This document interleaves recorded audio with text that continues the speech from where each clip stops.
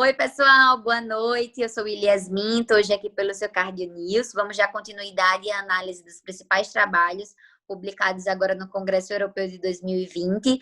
E hoje o papo é com Halsted, que vocês já conhecem. Boa noite, Halsted, tudo bem?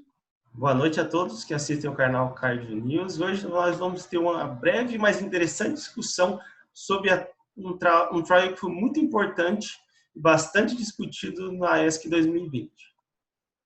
Isso, nós vamos falar sobre Reality. Foi um trabalho que veio aí para avaliar a transfusão sanguínea pós-infarto agudo do miocárdio, uma avaliação aí de uma transfusão mais liberal versus uma transfusão mais restrita, mais restritiva. Eram pacientes com HB entre 7 e 10, teve um N aí acima de 600 pacientes, trouxe aí, então um trabalho maior comparativamente aos prévios, que eram trabalhos menores. O grupo restritivo era a transfusão nos pacientes que têm um HB abaixo de 8, com o objetivo de ficar com HB entre 8 e 10, e o mais liberal seria transfundir com HB abaixo de 10, objetivando um HB em torno de 11. E aí, Halsted, o que você achou desse trabalho? Um trial muito interessante, mas só para, antes de tudo, contextualizar as pessoas, vamos voltar lá em 99, no primeiro trial que avaliou isso e com importância clínica, que foi no ambiente da UTI, com quase 800 pacientes, que mostrou que no ambiente de UTI, a medida restritiva abaixo de 7 é tão segura quanto a medida liberal abaixo de 9, e esse clássico chamado Tricky Trial. Depois nós tivemos um trial publicado em 2013, que foi em relação ao ambiente de hemorragia digestiva, que também a parte restritiva foi tão segura quanto a liberal, até mostrando uma tendência de maior sobrevida. E em 2017, no ambiente de pós-operatório, quem faz o pós-operatório, a gente tem o clássico Tricky Trace Trial, com 4.800 pacientes, mostrando que no ambiente de todas essas cirurgias, valvar, revascularização, a gente tinha segurança de transfundir abaixo de 7,5 em relação a 9,5 no ambiente de UTI. E aí, toda vez que você iria fazer uma revisão na literatura em relação ao infarto do miocárdio, estava lá, indicação de transfusão, 2A, nível de evidência C, ou seja, opinião de especialista. A gente precisava de uma avaliação. Na apresentação, é importante falar isso, que em 2013 saiu uma meta-análise em relação a isso, mostrando só estudos observacionais, ou seja, um poder de significância ruim, e o próprio autor da apresentação, que esse foi um trial francês e espanhol, mostrou que a gente só tinha 2 trabalhos pilotos randomizados, com um N45, o outro N de 110, com dados divergentes. E aí ele mostrou que, interessantemente, quando você vai na literatura, 2017, a diretriz europeia de infarto com supra nem cita a possibilidade de você transfundir. E essa diretriz que acabou de ser publicada coloca que você poderia transfundir os pacientes com uma terapia mais restritiva baseada em estudos observacionais.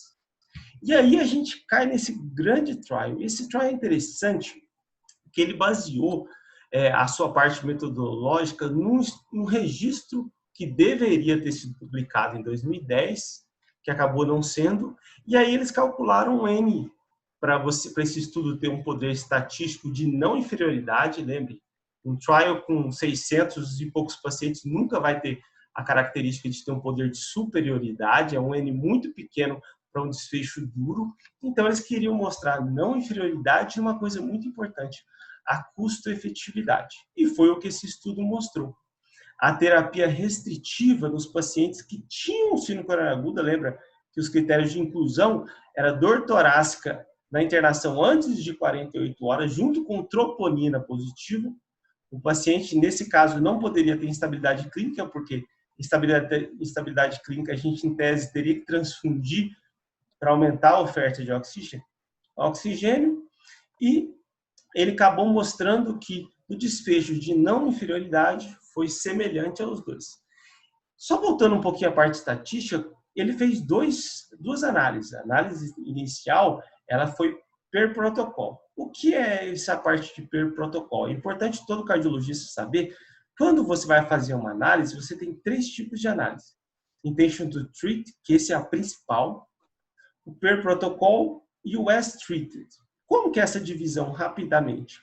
Intention to treat, a pessoa foi alocada para aquele braço, ela vai estar naquele braço independente do que acontecer.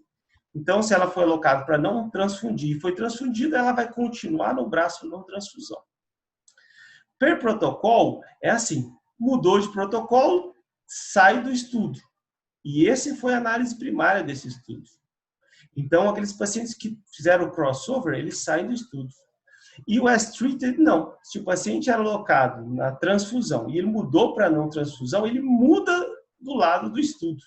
Então, interessantemente. Então, a análise principal per protocolo foi semelhante e a análise também secundária as-treated, que normalmente é sempre recomendado, já que a gente sabe que no dia a dia o paciente ele muda de lugar, ela também se mostrou semelhante. Uma coisa que eles queriam mostrar que é a custo-efetividade de você não transfundir, e eles acabaram mostrando, houve uma redução de 500 euros no preço final, mas sem significância estatística. Então, nós temos agora um trial que mostra segurança, não inferioridade e um custo menor. Ainda mais a gente sempre lembrando que a transfusão, ela sempre tem um custo para o nosso sistema de saúde. E lá a gente estava falando de França e Espanha, aqui a gente está falando de Brasil, né? Exatamente. Em relação ao tempo de internação, tempo de UTI, também não teve diferença, né? Não teve, só teve relação em relação ao custo de transfusão, especificamente. O custo de Sim, internação foi essa diferença de 500 euros, mas sem significância estatística. sim. Acho que agora as nossas discussões nos plantões estão mais bem baseadas, né? Perfeito. Hoje a gente, e sempre lembrando, pessoal, a sua utilização daquele limiar vai ser sempre para não inferioridade. Você não vai poder falar que você não transfundir nesses pacientes tem superioridade. A gente sempre Sim. quer a melhor evidência, o menor risco para o paciente. E foi o que esse estudo trouxe para a gente. Sim. Uma ótima análise. Muito obrigada, chefe. Até a próxima. Até a próxima.